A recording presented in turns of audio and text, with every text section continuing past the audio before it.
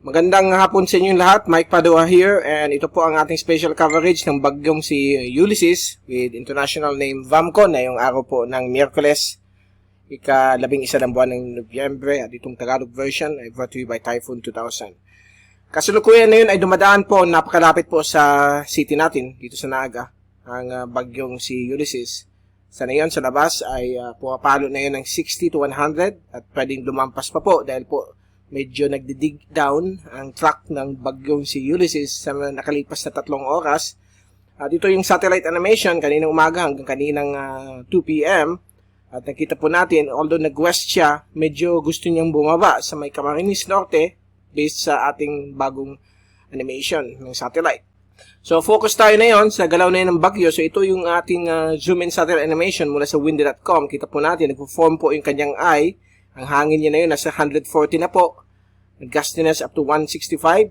So, nakita po natin na although nahihirapan siya mag-form ng eye, around 2 p.m. naka-establish na po siya ng eye wall at tumatama na yun dito sa Camarines Norte at sa Partido District. So, in-expect po natin na baka lumampas pa po ng 100 kilometro bawat oras yung hangin. So, itong areas po ng Camarines Norte, again, I repeat, okay, itong area po nito, hanggang dito po sa may San Miguel Bay area, sa may area po ng Tinambak, okay, and dito rin sa may Calabangay, posibleng mas malakas ang hangin sa area ninyo, at dito sa may bahagi po ng Partido, sa may Siroma, Garcia Torena at Caramuan. So, nasan pong winds of more than 100 kph ang posibleng mafe-feel ninyo dahil po medyo nagde-develop po yung eye wall dito sa area ninyo. Sa bantala, ang ibang bahagi po ng Camarines Sur, kasama po ang Naga City, Iriga City, ay makaka-experience po ng hangin ng 60 to 100 kph. Ganun din po sa Albay at Sorsogon, ibang parte po ng Bicol Region. Subalit dito po sa may Naga ay posible pong lumampas bahagya yung hangin na 120 o 120 kph dahil po sa pagbaba ng kanyang sirkulasyon o kanyang movement, at posibleng maglandfall dito sa may Camarines Norte itong bagyong si Ulysses. Binabantayan po natin kung hindi po siya magja-jog kasi nagkakaroon po siya ng wobble at jogging effect. Nagja-jog down po siya pababa. Nandito po yung eye niya. Okay? More or less, sabihin natin 100 kilometers po north of Naga City.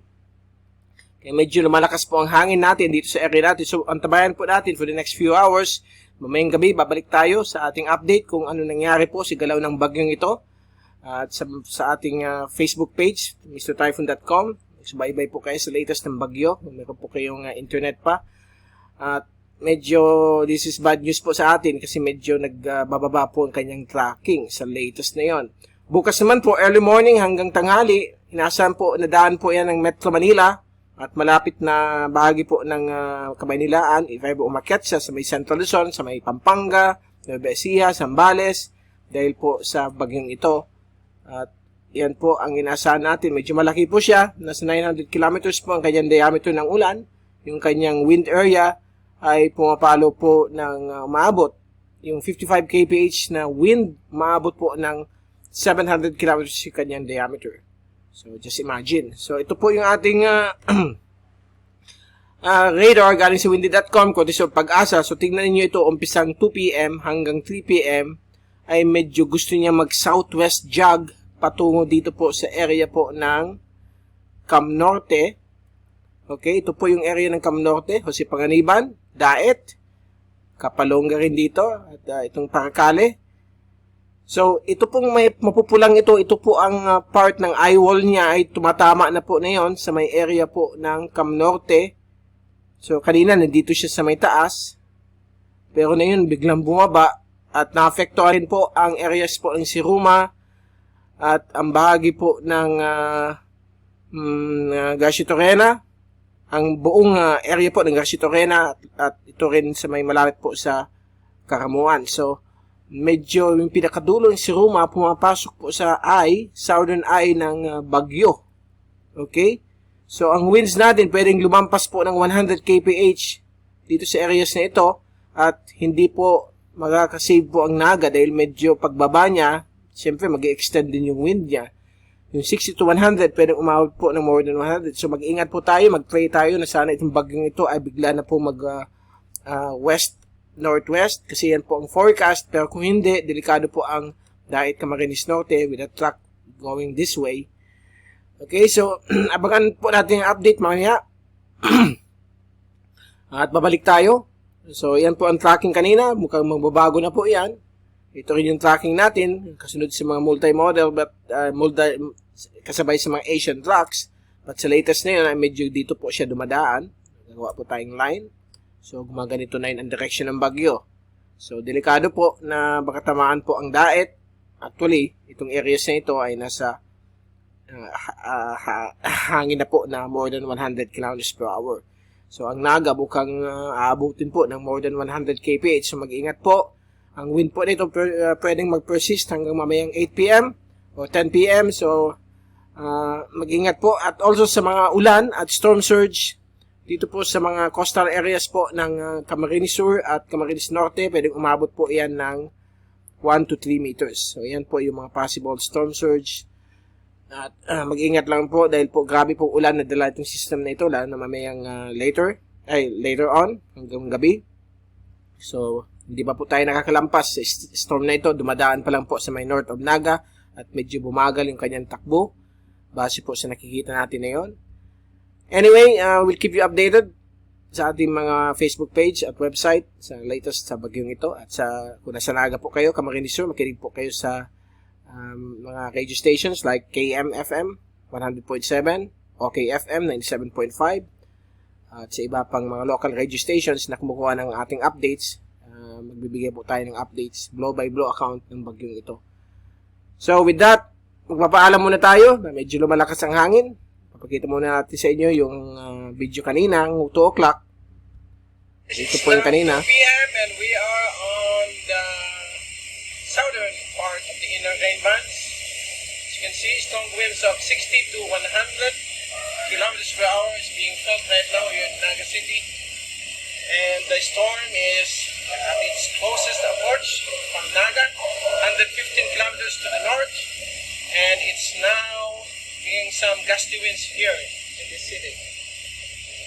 So right now the wind is blowing from the west. That's the sign that the storm is right to the north. And the eye continues to form, and you can see that strong gust of 100 kilometers per hour. Let me see it. I'm going to show to you the intense wind right now. We are now outside here, getting wet. Okay. So you can see the fast-moving clouds from the west. And more CV clouds approaching, bring more rainfall, heavy rainfall here in Naga City and nearby areas of Camarines Sur. So this is now the 60 to 100 kph winds of this Typhoon Bakko. So please take all necessary precautions. More rainfall ahead till 10 p.m. tonight here in Naga City. So we'll be returning again for more videos later on. Over and out. So yan po ang ating update kanina, sa video update. Medyo lumalakas yung hangin sa labas. So we will be giving you another YouTube update pag okay pa ang communications natin mamayang gabi, para masubaybayan natin ang pagdating po ng bagyo dyan sa Central Luzon at kung anong epekto po ito sa amin. At medyo bumababa po ang kanyang track patungong Camarines Norte, especially Dait.